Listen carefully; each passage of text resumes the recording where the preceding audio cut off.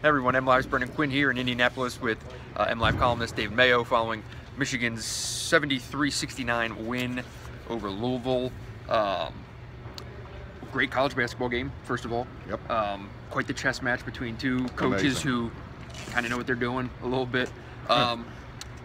Let's start right there. Your biggest takeaway from what's pretty much the biggest win in the program since 2014?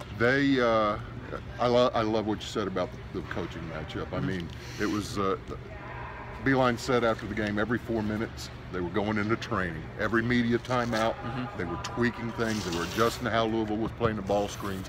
They were adjusting to how they cranked it up sometimes if they had to deal with the press some today. Patino's brilliant. Right. Beeline countered him. Right. Move for move. You know, the 2005 game was great with West Virginia and Louisville, and the national championship game in 13 was great. And if these guys coach, you know, they're two of these guys who I can take my 5 and beat your 5. That's what they do. And are fully confident in their ability. And you know what? And this actually might be something I write eventually here this week. But you know what's great about watching this team is how much you learn about basketball when you watch Michigan play basketball. I'm amazed. I mean, I really am. I've learned. That's a great way to put it, because I've learned a lot from being around professional coaches and being around college coaches. But there's some elevated thought here today, and I'm not sure there are many coaches in the country or in the state of Michigan who could have matched what went on out here today. I mean, this was college basketball chess piece moving, and it's as good as I've ever seen it.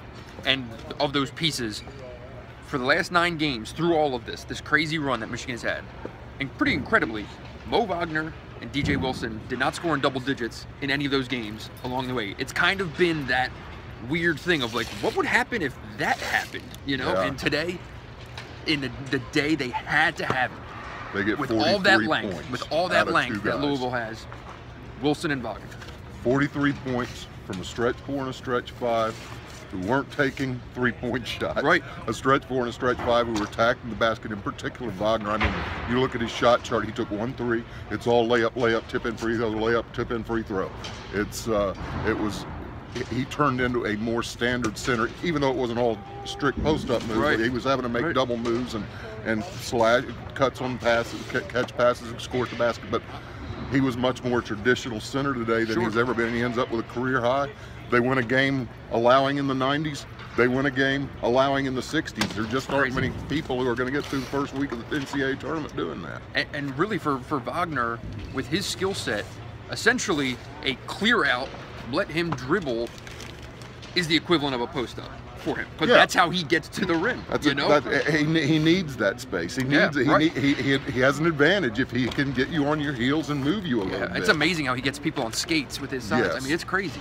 Well, you said, and it was such a turnaround too, because as you said in your first game story, they were in a straitjacket. I mean, they were locked up. Wilson, for the first 5-6 minutes of the game, was the only guy who had anything going offensively at all. But again, Beeline makes adjustment after adjustment. They find a way to go to get inside against that 3-point, that defense that's pushed out to the 3-point line, win the game.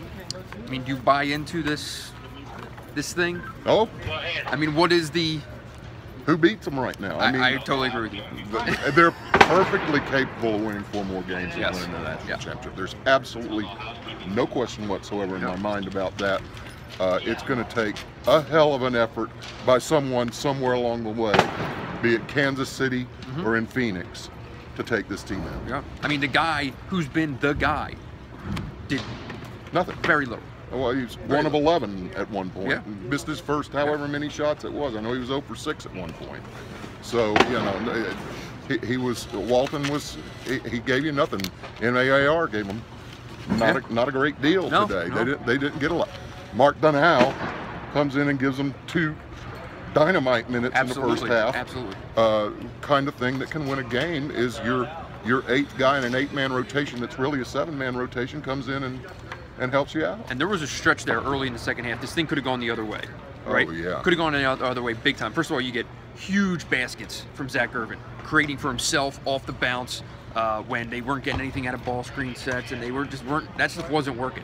And Irvin took it upon himself, hero ball, and took care of it and got it done. And then there was that one sequence. Michigan was down 9.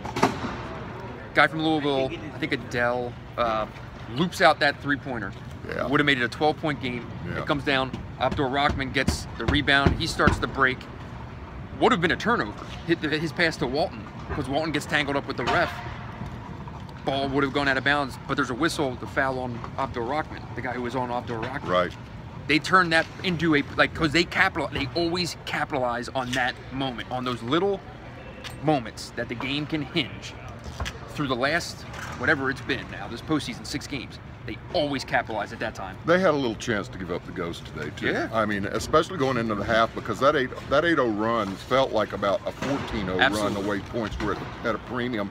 And 4 of those free throws come on really touchy ball fouls. I mean, it looked like Walton got a clean strip in the post to me, and there was absolutely no question Wagner's strip at half court was clean. So they easily could have gotten out a lot better shape than that. But they go in down 8 at half, and then things turn around.